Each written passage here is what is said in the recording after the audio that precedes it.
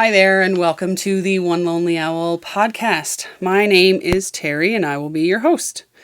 Thank you so much for joining me today. I will be talking about knitting past, present, and future. If you are new here, thank you so much for joining us. If you are a returning viewer, thank you so much for coming back. Oh, hi, Mom. So, you won't know this, but I recorded this episode once already, and it ended up being a corrupted file, so I wasn't able to edit it.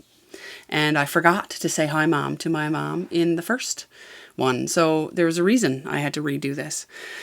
So we're in episode 14. This episode, like you have already seen, is about knitting monogamy, and if you are new here, you will not know this, but I am not a knitting monogamist. I am definitely a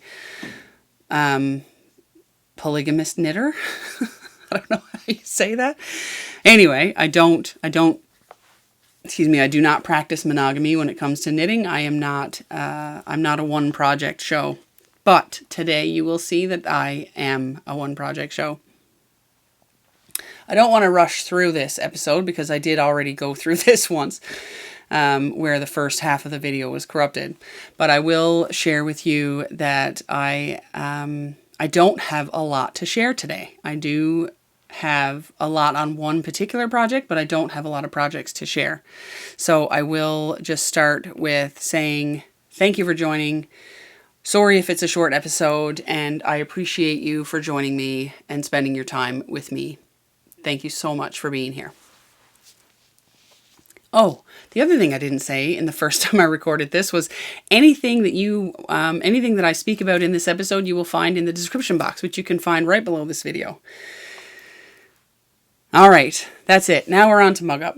Mug Up is where we talk about whatever it is that I'm drinking. In Newfoundland, a Mug Up is where you go in the woods and you boil up a cup of tea or a hot chocolate or a coffee, and you drink that out in the woods by the fire. It is one of my favorite things in the world to do.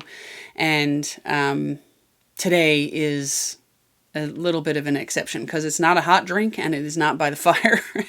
and it's living in my Wonder Woman tumbler by my beautiful friend Charlotte. Thank you, Charlotte, for that. The Wonder Woman thing has been a little bit of a theme for me, my friends and family, when I went through my first bout of cancer. If you're new here, I have been diagnosed with cancer 3 times in the last 15 months, or within 15 months. So Wonder Woman sort of became a little bit of an inside joke with my friends and family. And this Wonder Woman mug was a gift from my friend Charlotte. So that is what I'm drinking, and it's water. I'm drinking water out of a Wonder Woman cup for my Mug Up today. The next segment is called La. La is where we talk about what I am wearing. In Newfoundland, La is short for look. Look at what she's wearing. That's kind of where that comes from. The choice of sweaters today was my Weekender, which was knit with Estelle's merino alpaca, and the Weekender, if you're not familiar, is a pattern by Andrea Mowry. Again, I will put everything across the bottom and I'll link everything below. The Weekender is a boat neck sweater with a lovely little slip stitch detail, and she did, like, I think it's an Italian bind off or a tubular bind off and a tubular cast on for the details around the neck and the cuffs and whatnot. I quite like this sweater, although I do find it very, very warm. And I will also say the boat neck is not my favorite neck of a sweater. I feel like, I don't know, like it hangs funny or something. I'm not exactly sure. So I probably won't knit a boat neck sweater again, or I won't purchase a boat neck sweater, that's for sure. But I do quite like this sweater, and I do love how boxy and comfortable it is. I will also share, I actually have a rash from one of my treatments from a couple of weeks ago, and anything that touches my body can really irritate me. So this yarn is quite nice, and it's nice next to skin. So if you're looking at using it, I will say that it does pill a fair bit. Obviously the alpaca merino in there you'll see some pilling, but I do quite enjoy this sweater. So that was The Weekender by Andrea Mowry, knit with Estelle Merino alpaca. What Ya At? What Ya At is the segment where we talk about what it is that I am working on. And I have, like I said earlier, I have one project and one project only. So I will go through that with you. I will share with you the two other projects that are sort of on the top three are the Harvest Cardigan is the number one. The knitted socks, my vanilla socks by me with my National Lampoon's Christmas yarn are number two. And then my Flax light, which is my languishing Flax light that has been sitting in the corner. And I keep looking over there because that's where it sits, literally in the corner of my knitting room, where, poor thing, I will get to it. And it will be a lovely spring sweater at some point when I finish it. All right, so without any further ado, I'm going to bring out the Harvest Cardigan. This Harvest Cardigan is living in, you've probably heard of the fringe field bag, and there is one right here that I made myself. So I guess not a fringe field bag, but a me field bag. The fringe company stopped making the field bag a while ago, and they released the pattern that you could purchase so you could make your own. So I ended up making the normal one, following the pattern exactly. And then I made the same pattern, but I modified it a fair bit, where I made it actually a fair bit taller. So you'll see this. You've heard me talk about this bag before. So I've made it quite a bit taller so that it would actually be able to fit a sweater project. I also put two handles on it, so it would be more like a tote bag as opposed to the one handle, which is on the side of the other fringe bag. So that is the bag that my Harvest Cardigan is living in. The Harvest Cardigan is a pattern by Tin Can Knits. Tin Can Knits are probably one of my favorite knit designers. If you are not familiar with Tin Can Knits, please go look them up. They are lovely designers, very size inclusive, and I've never met them before, but seemingly really lovely humans. So this is being knit with Cascade Ecological wool, 100% undyed, untreated, I think. Pretty sure it's untreated. Let's just see. I don't think it's undyed Peruvian Highland wool. It doesn't say if it's superwash or not. It doesn't seem like superwash to me, but that's what I'm working with. And it is Antique Platinum Twist 9025. So that's the back side of the, there you go. So that's what I am knitting it with. The last time you saw this, I had had a fair bit of progress done on the body of the sweater. So around about, I'm going to guess when I first showed you, I was around about here. And then I had made it all the way down to this little spot right here. And then since then, I was able to finish the hem of the sweater. I can't call it a ribbing because there's no ribbing. But I finished the hem of the sweater. I was able to finish one full sleeve and half of the other sleeve. My plan today is to see if I can whip out the other half of this sleeve so that I will have a full finished sweater, and all I have left to do is to weave in the ends and to block it. So that is my Harvest Cardigan by Tin Can Knits. Love that sweater, really love this wool, really glad I did it. And I'm really enjoying the progress that I have been making. That's the thing when you work monogamously, is that you see an unbelievable amount of progress on your projects. All right. The other thing that I believe I talk about in the next half of this is, but I'm just going to start again just to make sure that I do cover this this hat. This is the M hat, the EM by Emily Russell. The EM hat. It's a free pattern on Ravelry. It has a 2x1 rib, and it is, I don't know, 5 to 7 inches of stockinette, and then you start your decreases, and then there's a little bit of a slouch to it if you want to wear it like that. Like I said, I think I said this earlier, or I think I'll say this later because I recorded the second half of this video earlier. Anyway, I think I do say this. I'm not going to put the hat on because my hair is falling out a lot and I don't want to have it all covered in my hat, and I also don't want more of it to fall out than it needs to be and then have to clean it all up because that is a pain in the butt. And now I think I am done the first half of the video, and I'm going to loop you right into the second half of the video where I finish the rest of this and I say goodbye. So I won't say goodbye now. I'm just going to loop you right in. Sorry about that. We just lost you there for a second. So the M Hat by Emily Russell. This is a free pattern on Ravelry.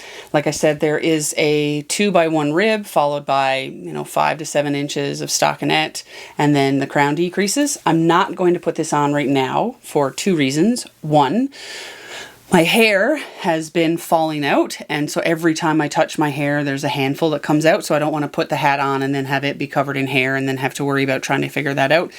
And also I don't want more of my hair to fall out at this very moment. So the M Hat, it's super cute. It's made with Estelle merino alpaca, and I made it for myself as a chemo cap. This was on the needles. It was just a little mustache the last time you saw it. So has been on the needles. It was on the needles for a day. I started it one day and finished it that evening. So really proud of that one. It's really soft, and like I said, just like this sweater, soft and warm, which will be really nice for me when I don't have any hair. That is the M Hat by Emily Russell, again made with Estelle merino alpaca. The next segment is called Twacking. Twacking is where we talk a little bit about things that I have gone shopping for.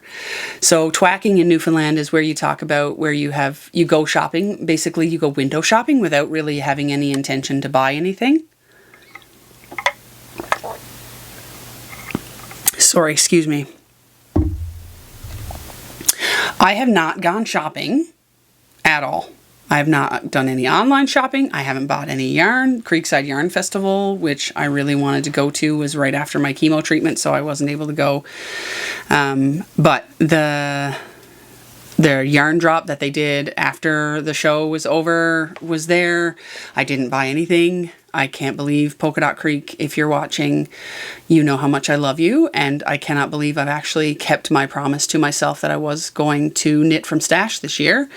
As she knows, Shelley, if you're watching, you know that I have a ridiculous stash of your yarn and that I'm one of your biggest fans. So it's not that I don't want to buy all the yarn and all the goodies from Creekside Yarn Festival. It's that I have made a pact with myself and I'm going to stick to it.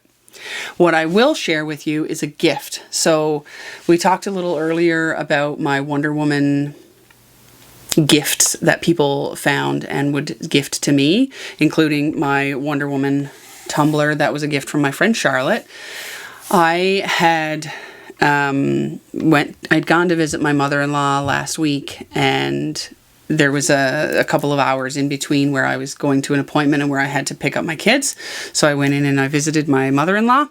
We had a lovely little visit, and when right before I left, she came out of her bedroom with this gift for me, and she asked me to carry her with me when I went to my chemo appointments. She actually asked me to put her in my knitting bag because my knitting bag is always with me. She started, she made me cry, but this little Wonder Woman figurine, she looks pretty fierce, I think. There you go. That's really blurry. I can't quite get her to focus.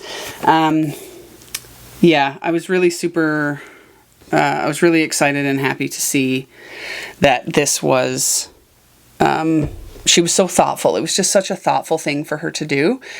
I don't know. You just don't think about how much other people consider you and your feelings until they think about you so much that they give you a gift like that, or they send you a text message in the middle of the day when they're working and they say that they're thinking about you. Anyway, it made me cry, and she will come with me to my chemo treatment on Friday. She will help me be strong, and I will cherish her. She wants me to take her out of the box. I'm a bit of a weirdo like that. I don't like taking things out of boxes, especially if I'm not 8 or 10. I'm not going to take her out and play with her or anything, but I would like to keep her in the box. It just makes her a little harder to travel with.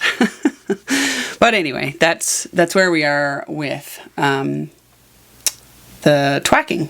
I have nothing to share with respect to shopping, but I do have a gift from my lovely mother-in-law who shared such a very thoughtful gift with me. The next segment is called Now to Once. Now to Once is where we talk about things that I'm going to do next. So now to once in Newfoundland means I'll get to it now to once. So in a little bit, basically, is what that means. I will share that I had actually, that probably should have gone into my Yes Bye segment.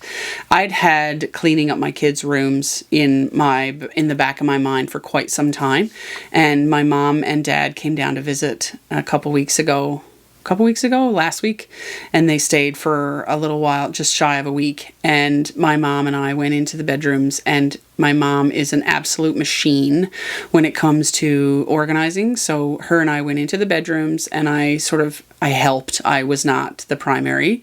My mom was 100% responsible for doing the organizing, and I was just there to tell her, that's too small, that's too big, that we need to keep, that can go. But we had such an unbelievable time of getting things sorted and cleaned up, and it has made a world of difference to my brain. So that was on my list for Now to Once for quite some time, and I never did get to it. But now that it's done, now there's all of these other things on my list. So I want to redo my office again. I want to redo my laundry room again. I want to redo the kids' playroom again. All of these rooms have all had time where I have spent with them and cleaned and tidied and whatnot. But I do have some more sort of wishes, and I'd love for my mom to be able to be here and help me do that, because she is the extreme organizer. So I think that would be excellent. With respect to knitting projects and other projects that are kind of around the crafting, I do intend to, I already mentioned this already, my poor little flax light that's been stuck in a corner since who knows when, probably the beginning of this podcast. If you go back to the first episode, if any of you do go back to the first episode and you watch it and there is mention of my poor little flax light, mention it below, because I'm pretty sure the flax light has been around since the beginning of this podcast, which was, I believe it was July, so we're getting close to a year. Yeah, my flax light, I said this already, my chemo cap took precedence, so that one is done, and now I can focus on the harvest cardigan. Then the Christmas socks, they take the cake when it comes to chemo knitting, because it's the easiest one for me to take with me. And then the flax light will get done at some point. I promise it will get done at some point. One of these days, I'm going to wear the flax light on this podcast, and I will say, I told you I would do it. I'm way too stubborn, and I did it. It just took 3 times as long as it should have. But here we go. Just want to make sure that I haven't forgotten anything about things, because I wrote them down, but then I remembered the bedrooms and the other things that I had on my list of projects that I wanted to finish. I can't recall. So that will be it for Now to Once. Next, we are going to talk about Jigs and Reels. Jigs and Reels are in Newfoundland. They're songs and dances. Here in One Lonely Owl world, I use it to talk about things that I'm watching, listening to, reading, if there's any music that comes up. So Jigs and Reels are, books and shows and things like that. I brought the 2 books that I have been reading Both of them by the same author. This one is called The Midnight Library by Matt Haig. And I have to apologize. I don't know if you can see the teeth marks in it, but my dog decided he really liked this book too. So, The Midnight Library by Matt Haig. This is probably one of my favorite books of all time. So, I will share with you that the first character, the character in the book, the protagonist, is not really happy about her life, and she decides that she wants to try something else. She ends up in a library. The library is where you can go and you can pick any book off the shelf, and basically you can relive your life in an infinite number of ways. It's just really neat. Sorry about that, I just kicked the tripod. So that one is really neat. I read that one for my book club, my non-library book club. So that one is The Midnight Library by Matt Haig for my non-library book club, which is coming up on Wednesday, which is when this will air. This is being recorded on Monday because it takes me a day or two with my fatigue and whatnot to be able to actually edit those things. The second book that I am reading is also by Matt Haig, and it is also for a book club, but this one is for my library's book club, and this one's called How to Stop Time by Matt Haig. Yeah, I'm really liking this author. He was new to me with The Midnight Library. I cannot remember how it came across my desk. I believe that I was reading something on my library's app, and it was telling me, you might like this author, you might like that author, and that's how Matt Haig came to me, and I am really enjoying it so far. So, How to Stop Time, really enjoying. The Midnight Library, probably my favorite book of all time.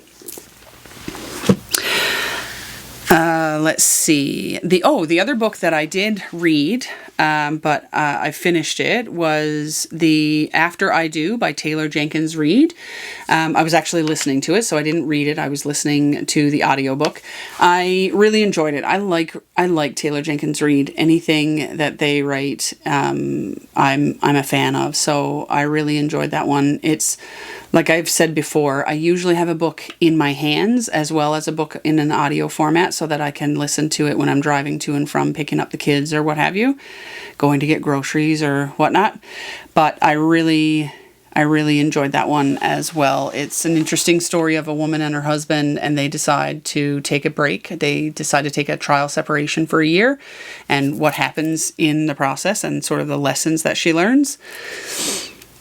And then, as always, there's always an unbelievably long list of podcasts that I've been watching. So, The Last Homely House, Needles at the Ready, the Knitty Stew, the 3 a.m. Knitter. There's so many of those that have... the Albanach Knitter, I'm a big fan of the Albanach Knitter. I actually have to catch up because he had a live yesterday that I wasn't able to catch. So I'm going to watch that one today while I knit on my sweater, on my harvest cardigan. What else? Oh, the Grocery Girls, the Knit Girls, Stranded whenever anything comes up. Yeah, that's what I have been watching for podcast-wise. I will also share listening to, so my music tastes are not very... I listen to a lot of the same thing, and my father-in-law asked me yesterday, are you going to watch the Grammys? And I just sort of chuckled and said, like, no, that's just not my jam. I listen to John Prine and basically the same albums from the 70s that my dad had. So if I listen to any new music, it's probably not something that everybody would be listening to. Although I do really enjoy Nathaniel Rateliff and the Night Sweats, and I do have tickets for Nathaniel Rateliff and the Night Sweats on Monday, so I'm really hopeful that in a week I will be able to go to see that concert. I really hope that I will be able to go see that concert, but I'll keep you posted if I end up going. It's supposed to be the 3rd, 4th day after my treatment, so I'm probably not going to be feeling the best, but I'm going to give it a try anyway, I think. The next and final segment is Best Kind, Best kind is where we talk about things that make me feel good. Best kind in Newfoundland is a sort of an all-encompassing term of endearment. So you're the best kind, she's the best kind, that's the best kind. That recipe for that chocolate cake, oh, that's the best kind. It's just kind of an all-encompassing, wonderful feeling. So that's why I use it to describe the things that are important to me and the things that make me feel good. So the first thing that I will share is I've been having a particularly rough couple of weeks, especially since I started losing my hair. So the last time we talked, I shared that cutting my hair made me feel sort of liberated because I'd kind of taken back my control. And now that my hair is actually falling out, and it's falling out every time I touch it, it's really challenging. So I have been debating whether I might just shave my head. And I will say I haven't done it yet. I feel like that may elicit some of the same feelings of control, where I feel like I've got some sort of control and then I don't have to watch my hair fall out because it will be obviously a fair bit shorter. But there's not anything in particular that I have been doing for self-care that really jumps out at me to say, this has made me feel good. So if I do cut my hair, I will share that. Obviously, you'll see that in a couple of weeks anyway. But also, just know that I have been taking care of myself, and I do continue to do the things that are important to me. So meditating, knitting, taking personal time, taking time for myself to, reflect.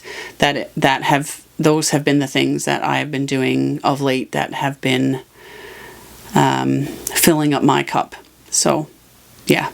Nothing big, nothing drastic this time, nothing that I've been doing that's earth-shattering or anything. I would say if I'm able to get to the concert, going to the concert will be something that will be a best kind, taking care of myself enough and going to this concert to enjoy myself. Hopefully I'll be able to do that. And that is it.